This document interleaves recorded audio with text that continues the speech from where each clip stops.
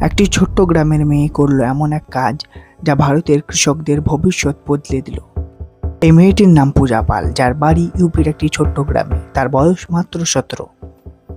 আপনারা কোথাও না কোথাও এই ধান ঝাড়াই করা মেশিনটিকে দেখেছেন। এই মেশিনটি যখন ইউজ করা হয় তখন চারিপাশে ধুলোয় ভর্তি হয়ে যায়।